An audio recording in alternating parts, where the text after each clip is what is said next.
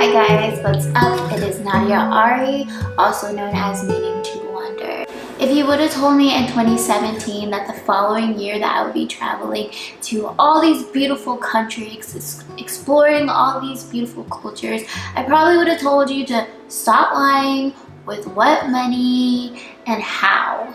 For me, my whole life, to travel was like a dream. When I used to scroll on Instagram and see all those pretty little girls traveling to all these beautiful places, I used to be like, wow, I can't wait for that to be me, you know, when I'm rich and when I have a really rich husband.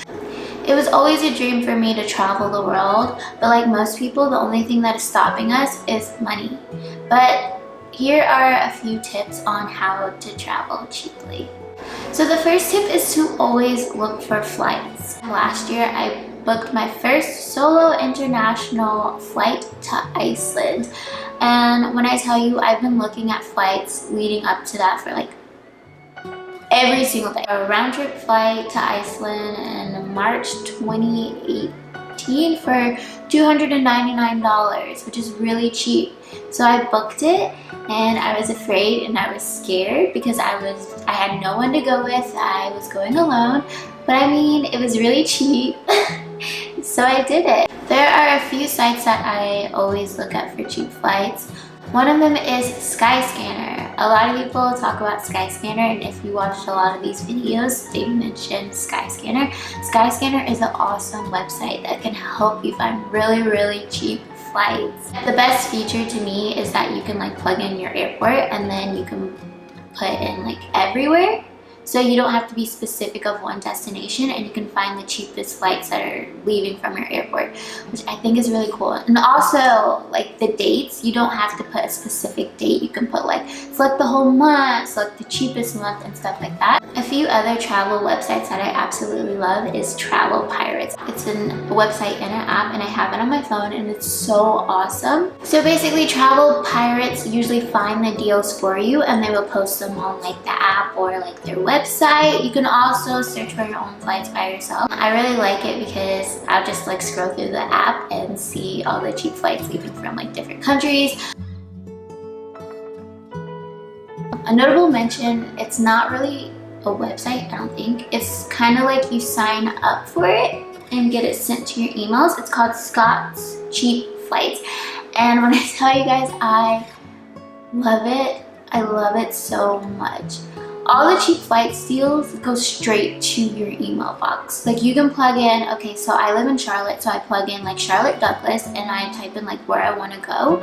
And they send it straight to my email. And also it can do like other places, other airports nearby, or basically anywhere. They just send really cheap flights straight to your email.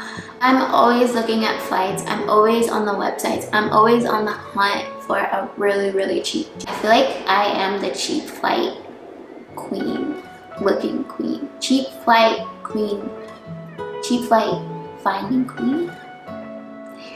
Yeah, so if you guys ever need help finding cheap flights, hit me up. Tip number 2 is don't be too picky. Being too picky about your destination can really hurdle your aspirations. I don't know. For example, let's say I really wanted to go to Morocco. But from Charlotte to Morocco, it's about probably like $800 round trip. Well, no, let's go average it. It's probably like $3,000 round trip. Well, there's another flight from Charlotte to Portugal for like $500 round trip. And then there's another flight from Charlotte to Norway for $200 round trip. But I really wanted to go to Morocco. So do I spend the $3,000 to go to Morocco, or do I spend the like cheaper version to go to the other countries?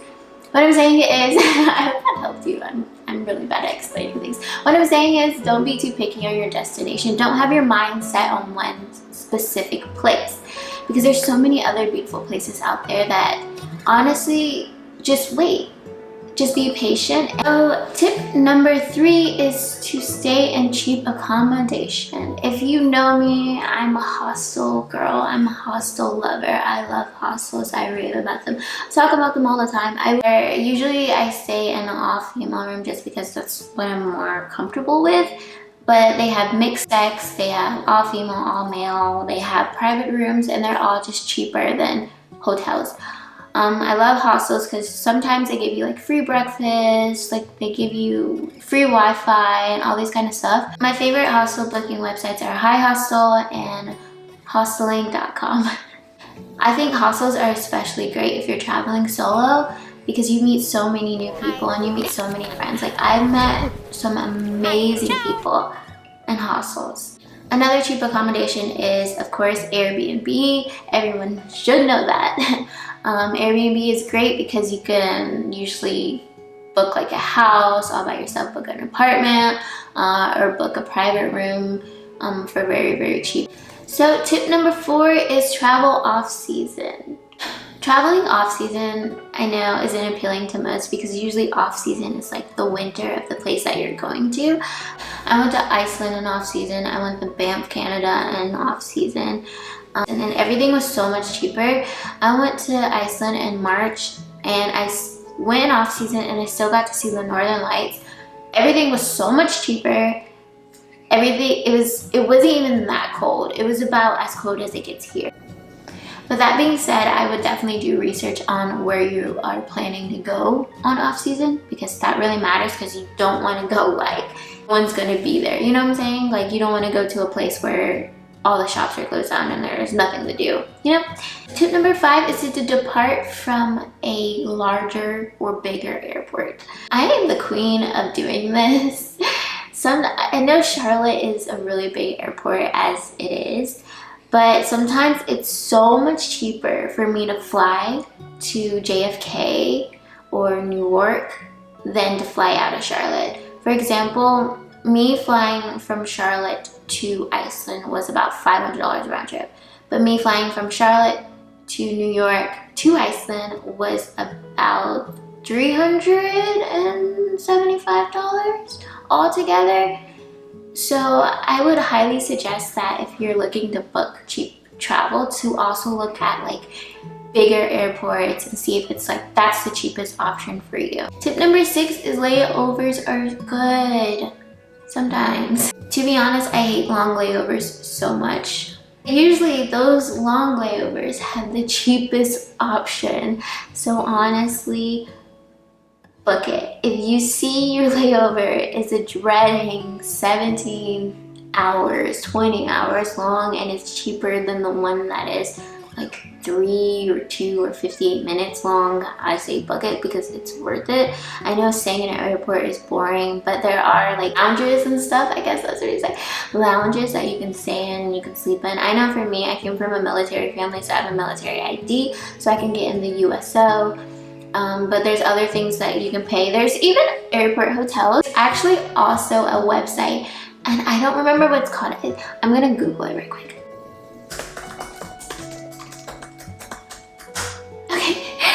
Okay, so there is a website and it's called sleepinginairports.net, and it literally goes through all the airports and it tells you where is the best place to sleep and all that kind of stuff. It's literally so awesome.